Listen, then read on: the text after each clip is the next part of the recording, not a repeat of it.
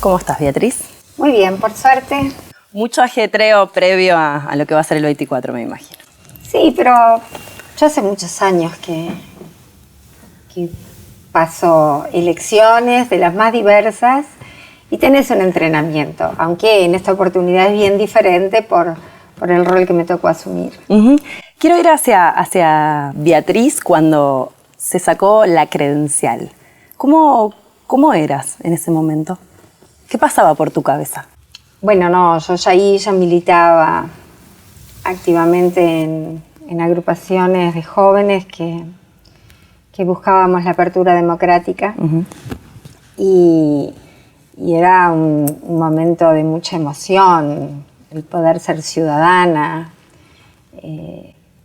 Vengo de una casa donde se hablaba mucho de política y donde había una suerte de instrucción ciudadana. O sea, ¿Tu padre herrerista?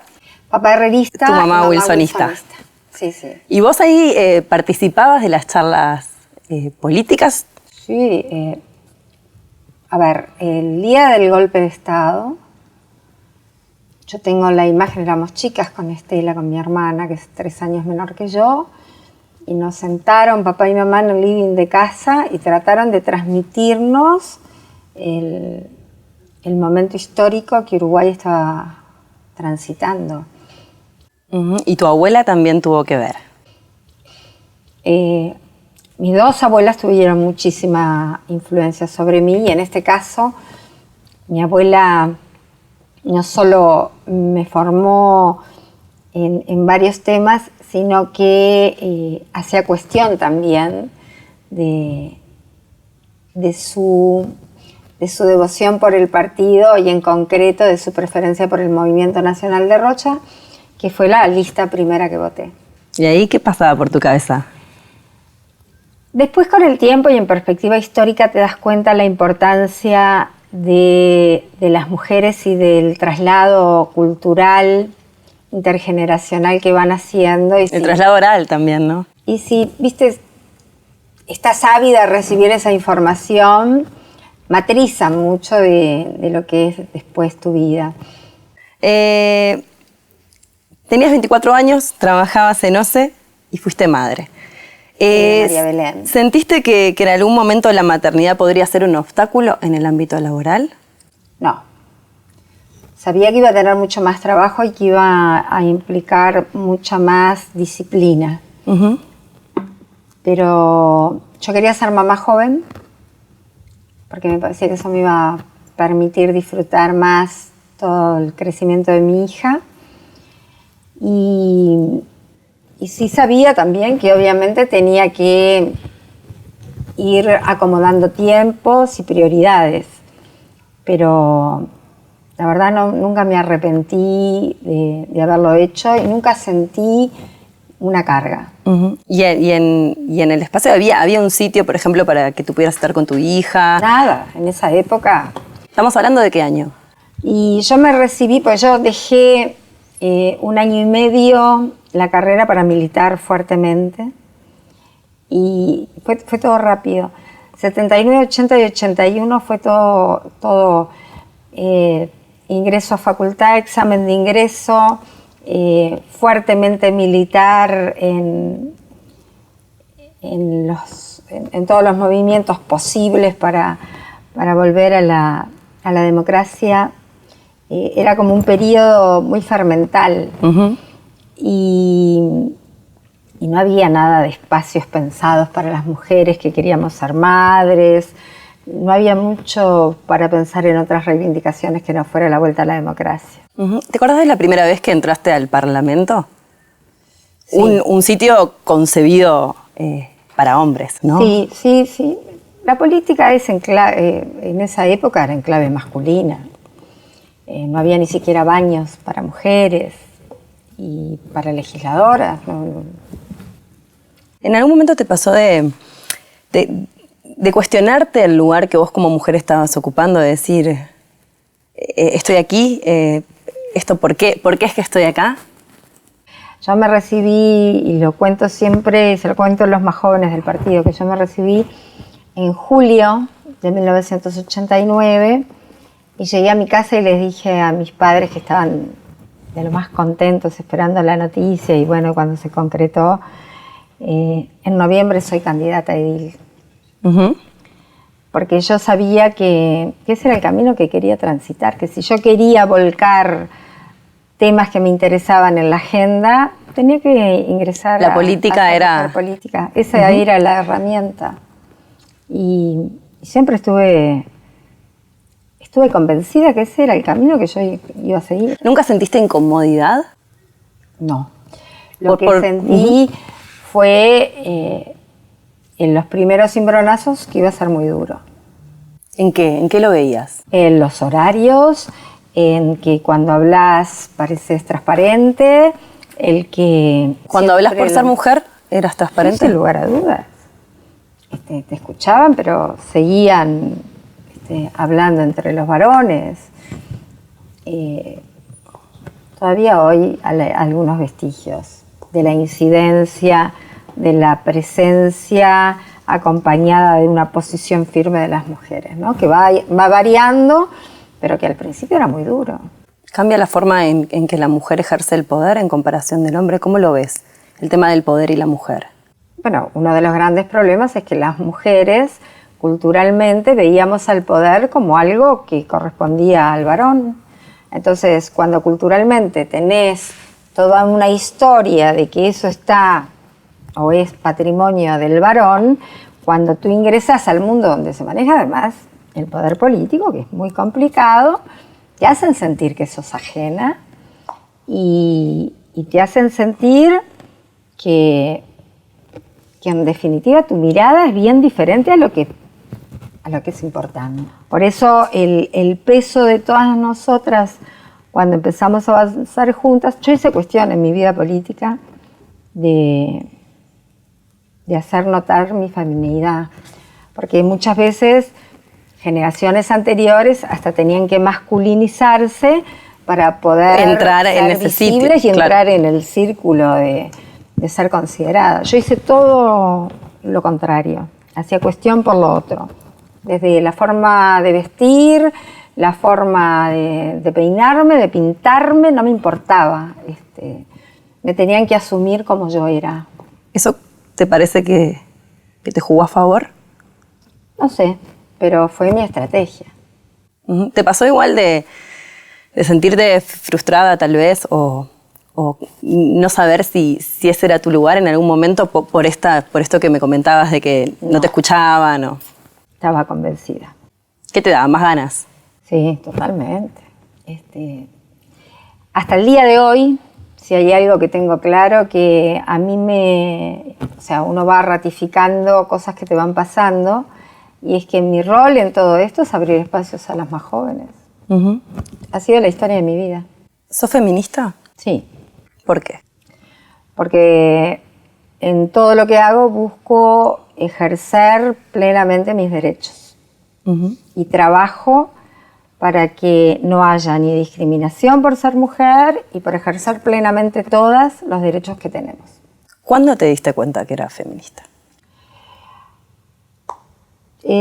Cuando se instaló la Red de Mujeres Políticas del Uruguay, del cual soy fundadora, ahí ya había entendido que había una mirada femenina de hacer política y que era bueno encontrarse con pares que estaban pasando lo mismo entre otros partidos con distintos niveles y distintas situaciones. Y ahí entendí que parte de lo que iba a ser mi actividad política iba marcada de una agenda de género. ¿El sistema uruguayo es patriarcal? ¿El sistema político uruguayo es patriarcal? Sin lugar a dudas. ¿Al día de hoy? Al día de hoy no, obviamente, porque si querés ir acompañando como partido democrático lo que pasa en una sociedad, tenés que estar abierto a lo que las mujeres en la sociedad estamos diciendo. Y eso nos ha pasado a todos los partidos con mayor o menor tiempo de respuesta, ¿no? ¿Y en el Partido Nacional? El Partido Nacional ha sido el que más le costó. Yo he hecho críticas muy fuertes en la interna de mi partido. ¿Y le sigue costando? Sí, pero ha habido cambios muy importantes. Para el próximo periodo tienen 2 senadoras y una diputada. Vamos a tener más. Por eso yo instalé en el directorio del partido un observatorio de género. Y las mujeres, algunas especialmente en el interior, supieron negociar bien. Y va a cambiar el número de legisladoras precisamente porque el periodo electoral nosotros lo vamos a medir desde la interna hasta mayo y va a haber movimientos. Si el partido llega al gobierno y después de las elecciones municipales. ¿Por qué en general, más allá del Partido Nacional, cuesta tanto ceder espacios a las mujeres? ¿De cuotas de poder? No, a los hombres también. Lo que pasa es que las mujeres venimos de atrás, hay una resistencia natural de todas las estructuras que generalmente tenían el monopolio de alguien y ahí irrumpe un actor diferente. Pero cuando se trata de poder, nadie te lo regala. Y es muy duro la competencia por el poder. Y las mujeres no entramos en esa lógica del manejo del poder. No entrábamos en los horarios donde se definían las listas o los lugares de decisión. No sabíamos negociar bien, no teníamos estrategias propias, ni agenda propia. Y todo eso, ese cúmulo de cosas que fuimos observando, es lo que hace que empiece a haber un viraje cuando la red de mujeres entiende que hay que apostar a candidaturas femeninas y a trazar un camino y ayudar a cada una que tuviera su propia estrategia de negociación, su agenda. ¿La mujer ejerce distinto al poder? Sin lugar a dudas. Hay una mirada femenina y masculina en la vida, y por lo tanto también cuando se ejerce el poder. La mujer es mucho más aperturista, la mujer es mucho más pragmática, la mujer ingresa con una agenda diferente, ni mejor ni peor, diferente, que tiene que ver con esa apertura, y está constatado que después que las mujeres irrumpen en las estructuras, empieza a haber apertura también, entre otras cosas, para los más jóvenes. ¿Qué opinión te merece la ley de cuotas? ¿Vos estás de acuerdo? Sí, yo fui una de las firmantes de la primera ley de cuota, que no es la que presentamos, no se concretó tal cual nosotras entendíamos que tenía que, con el sistema electoral actual podía rendir, que tenía que ver con las líneas de suplencia también femeninas. Igual creo que cumplió un rol importante, porque además sirvió para las internas de los partidos empezar a considerar mujeres que querían estar. O sea, fueron procesos bien interesantes que se dieron a las internas. Si pudieras cambiar algo, si tuvieras todos los recursos a tu disposición, ¿qué cambiarías para que fuera más fácil la participación de las mujeres en el Parlamento? Yo no hablo de participación, yo hablo de real acceso al poder. De real acceso al poder. Las mujeres participamos siempre en la vida democrática del país. Desde las guerras independentistas hasta hoy hemos estado siempre. Lo que pasa es que siempre se ha leído el mundo político en masculino. La dictadura se mira en masculino. Es como que no hubieron mujeres desaparecidas, como que no había mujeres presas políticas, que no habían exiliadas. Todo abrumadoramente era en masculino. Éramos las mujeres las que hacíamos notar todos esos procesos. Entonces, a mí me gusta hacer mucho la diferenciación, porque cuando te dicen, ¿cómo hace para que haya más participación? No, participación hubo toda la vida. Lo que no había era acceso real de las mujeres al poder. Que no pasa solo por el Parlamento, pasa por las empresas públicas, los ministerios, por las cúpulas de los partidos. Acá si hay lugar estratégico, son las cúpulas de los partidos, que son las que precisamente señalan a la estructura, no, pero este camino no se puede ir. ¿Pero qué harías si tuvieras todos los recursos a tu disposición? No, yo planteo de pleno la paridad. Ya se esperó mucho, el sistema uruguayo esperó mucho.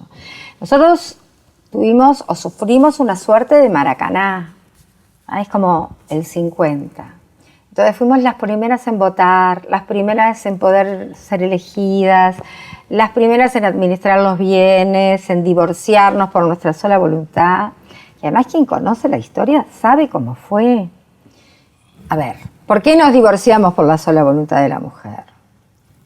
Por Valle y su mujer, que estaba mal visto que el presidente estuviera en concubinato con la esposa del primo del presidente, que había desaparecido, la deja sola con 4 hijos, y no había internet ni celulares para encontrar al señor, y obviamente se precisaban para un divorcio las dos partes. Las dos partes, y como al hombre nadie lo encontraba, porque se perdió en Europa, el tema dijo, bueno, por la sola voluntad de la mujer. Y así es la historia. ¿No? Siempre hay algún episodio. Cuentan la historia que también votamos, porque parece que había un candidato que era muy buen mozo, y en eso, cómo se decodifica fácil, tiene tan buena presencia, las mujeres lo van a votar. Y ahí, y es verdad, fue así, digo. ¿Y eso crees que sigue en algún punto en el interior, en el núcleo duro estoy hablando? En el núcleo duro,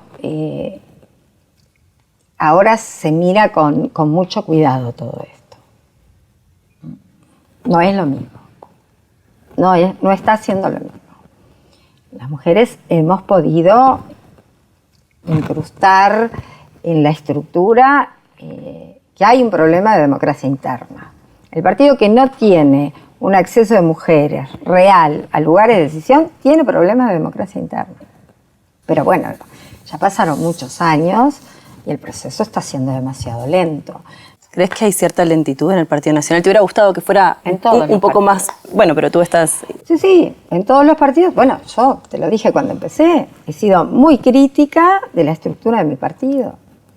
Yo fui fundadora del centro con otras mujeres de todos los sectores del partido, el centro Josefa Uribe, que durante mucho tiempo era un centro que molestaba la estructura, por los planteos, por la militancia aperturista, y porque hablábamos con mujeres de todos los partidos, que eso también fue todo un tema, cuando se instala la bancada femenina en el Parlamento, donde también soy una de las fundadoras, con mujeres de todos los partidos.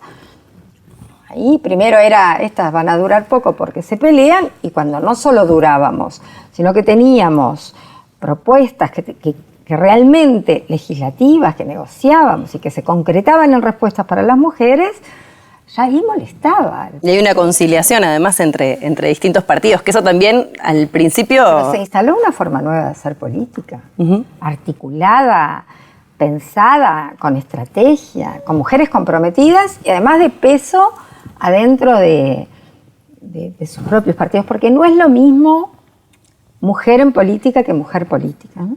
Mujeres en política habemos desde siempre. Mujer política es otra cosa, es la mujer que considera o hace de esto una vida profesional. Y en ese sentido creo que eso fue la bancada bicameral femenina.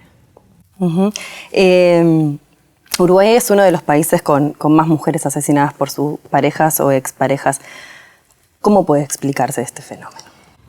Bueno, me parece que aquellos tiempos del crimen pasional, donde era un episodio que pasaba, precisamente porque la pasión él la mató y todo se justificaba, las mujeres fuertemente salimos a denunciar otra cosa, y no había solo un tema de denuncia, había un cambio cultural.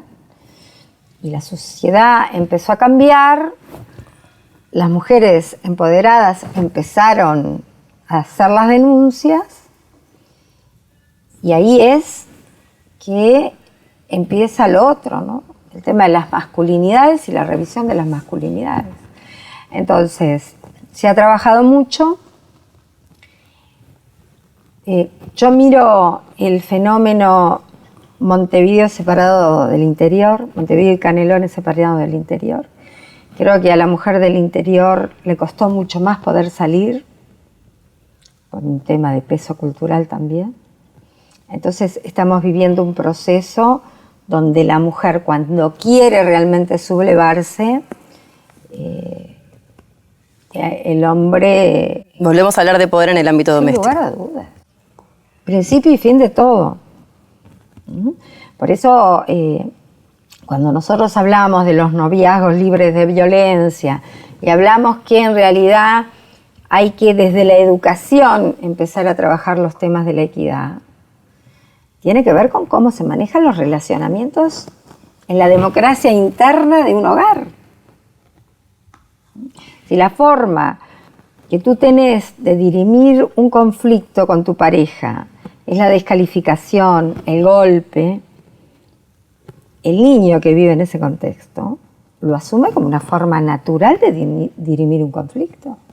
Entonces, eso en la base tiene que hablarse en el sistema educativo. A tal punto hemos llegado que muchas mujeres maduras que hoy están haciendo denuncias es porque sus hijos les dicen que tienen que hacerla. Entonces, obviamente el Uruguay está cambiando mucho en este tema. Lamentablemente, creo que todavía hay respuestas que no se están dando. De hecho, la Ley Integral de Violencia Doméstica debió haber tenido un presupuesto que no llegó y por eso está tardando tanto en ser realmente una operativa diferente, entre otras cosas en el Poder Judicial. Y para así redondear, ¿vos crees que ahora sí las mujeres pueden hablar y el hombre y los hombres que están presentes, eso que tú me decías antes, que tú hablabas y en tanto no se te escuchaba del todo? ¿Crees que hoy eso sí pasa? Hemos mejorado, pero todavía falta. Igual me parece que hay muchos aspectos a transitar, por ejemplo, en el estímulo de las mujeres que seguimos todavía muy arrinconadas en determinados roles y en determinadas, hasta te diría yo, asignaturas o preferencias. Hay que dar un estímulo a las mujeres en la ciencia, en la informática, en esos rubros que todavía parecen estar destinados exclusivamente o mayoritariamente para los varones. hombres. Creo, y es mi gran aspiración, de una vez por todas, mostrar lo que aportamos al Producto Bruto Interno realmente. Porque nosotras, además de aportar en el trabajo, donde estamos en planilla y todo lo demás, aportamos en los cuidados, y eso es un aporte económico que no está cuantificado como corresponde. Y eso debe ser considerado desde la mirada de lo público. Entonces me parece que ese es el siguiente paso que hay que dar. Y eso, en la medida que sigamos rompiendo techos de cristal instalados en la sociedad uruguaya, se va a ir consiguiendo. Es un proceso natural, vuelvo a decirte. Yo creo que estamos tardando mucho. Gracias. No, gracias a Muchas usted. gracias.